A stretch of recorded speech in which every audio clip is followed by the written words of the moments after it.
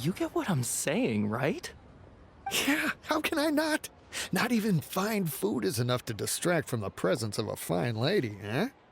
Oh, I'm far more interested in getting her details than ordering any dishes. Hey, how about you ask her? You do it. No. I think you should. Wait, she's coming. What can I get for you today? Greetings, miss. I was just wondering if you'd be willing to... What would you like to order? 2 servings of more meat to go. Good chat. Bye.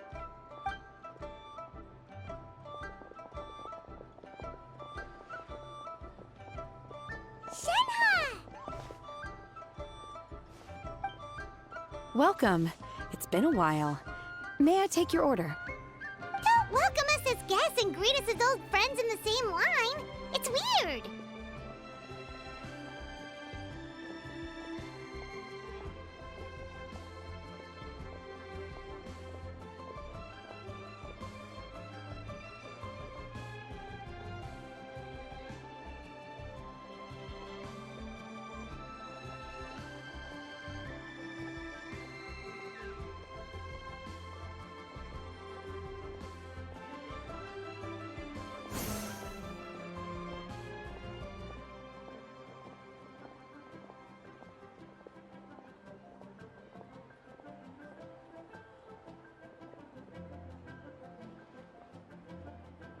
Mm-hmm. Oh, and this is? This is Miss XIANYUN. Master?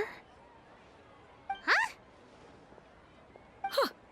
One does not recall ever revealing this form to you before. How were you able to ascertain one's true identity with such ease? I've trained and lived with Master for more than 10 years. I would recognize you no matter what form you take. You... Is something the matter, Master? Hardly. One simply learned of your employment from your letter and came to check on your well-being. And check out the great food, too! Indeed. It's almost lunchtime. My apologies. I'm still on the clock and can't talk for very long. Well, if it isn't the Traveler and Paimon. Are you here for Shenhe? The lunch rush isn't in yet, Shenhe, so I've got things covered for now. Go ahead, sit down, and enjoy some time with your friends. I'll let you know if things pick up. Thank you, Chef Mao. Woohoo!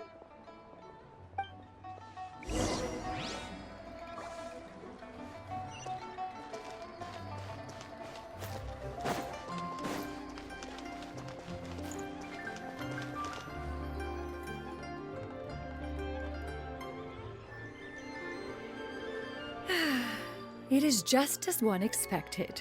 The owner of Wanmin Restaurant is indeed a most reasonable and accommodating human. Still, the work here entails dealing with quite a varied group of people. Has this been difficult for you, Shenhe? It's been manageable so far. I sometimes run into strange people, but I have figured out a way to deal with them. Seems like you've been making progress. So by dealing with them, you mean... First, I try to talk sense into them. If that doesn't work, I threaten them with violence. At this point, they usually decide they are in favor of a civil conversation. Oh, how should Paimon put this?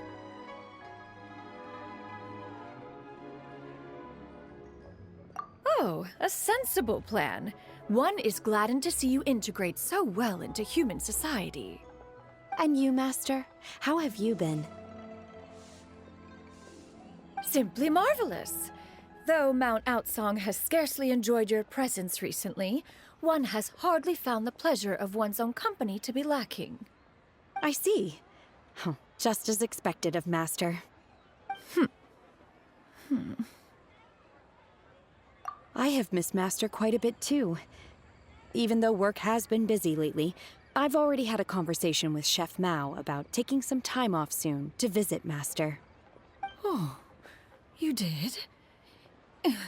Do make note of such matters in your letters in the future.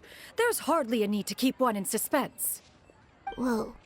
Her mood shot up just like that. By the way, Master, since you are in Liyue Harbor, have you had the chance to visit Ganyu? Indeed. She is similarly preoccupied with her work. There was time only to exchange a few simple pleasantries. Ganyu told us the story of Cloud Retainer's name. It was amazing. We never knew how powerful she was before. I see. In that case, allow me to also share a story about Master's past. Oh? Is that a problem, Master? I believe this to be a good topic of conversation. No, not a problem. One was simply caught off guard. But no matter, please, proceed. One is most curious to see how much of one's own conversational prowess you possess. Master once participated in a race against Mooncarver. After Mooncarver lost, he insisted that Master's ability to fly gave her a natural edge in such a contest. In response, Master agreed to forego flying in return for being able to use one of her devices in the race. Mooncarver accepted, only to find Master with a brand new device on the day of the contest. Huh. What kind of device was it? It was a mechanical vehicle made out of iron. What was it called again? Oh, an electro-powered bicycle? Oh, you refer to the bicyclical Thunder Flashmobile. One spent 49 days conceptualizing and crafting it. It need only be infused with adeptal energy, and it can cover thousands of miles in one day. Oh, it boggles the mind why Mooncarver ever supposed he might best me in a contest of locomotion. Though he sprinted with all his might, he could barely keep up. Alas, the one flaw of my mechanism lay in its weakness against mountainous terrain. One was thwarted mere seconds from victory, when it was thrown off course and failed to make it across the final stretch. Truly a most unfortunate turn of events. Anyway, do go on, Shenhe. Master, that was the end of that story. Is that so? Huh. With you gone, one has seldom felt the desire to call upon those old fossils for another contest. What is a race without spectators, after all? Have you been lonely, Master? Lonely? Huh.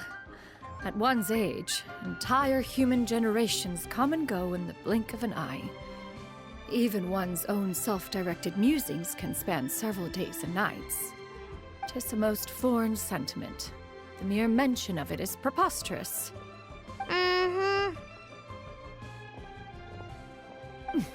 What is the reason for that look upon your face? It's nothing. It's just... Well, Paimon gained a lot of respect for you after listening to that story of you summoning the rain and everything.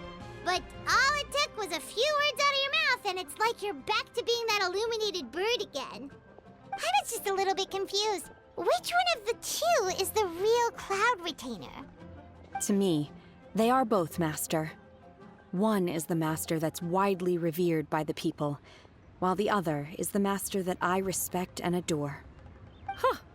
One finds oneself exalted yet again with sweet words of praise and flattery of a most extravagant nature.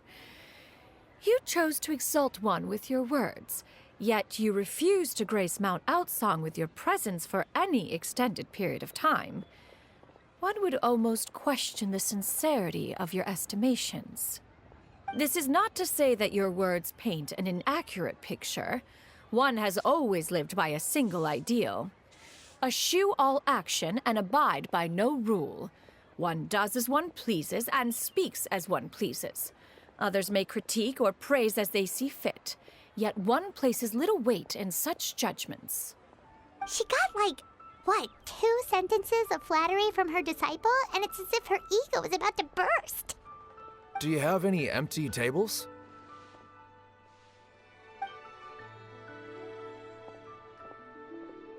Hey there, could we get another fish stew?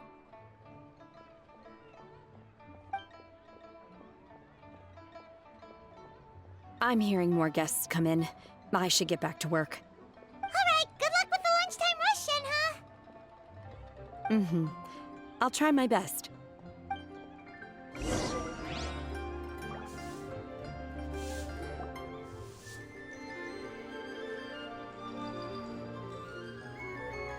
So much yummy food! Paimon's gonna feast!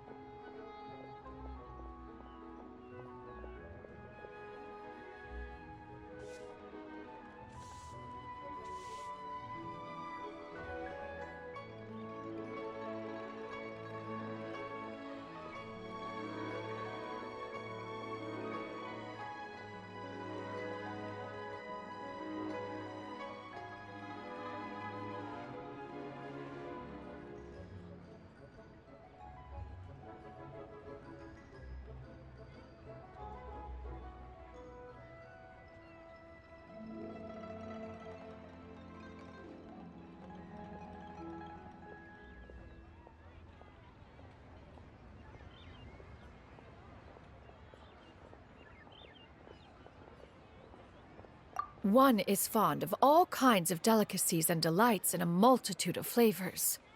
The dishes here demonstrate no shortage of culinary skill. Their unique flavor profile has left one more than satisfied. In fact, one has been struck by quite the fit of inspiration. One has already begun to conceptualize the next generation of supreme cuisine machines. Everything's so tasty! A bit too hot at times, but still super tasty. Oh, I'm sorry, miss, but our tables are full. Shall we try somewhere else, Granny? But it smells so delightful. Can we really not eat here? My poor legs can't go on for much longer.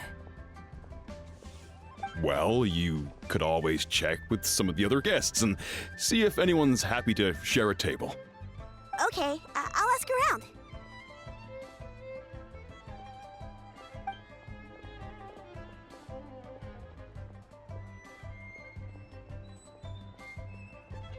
Excuse me.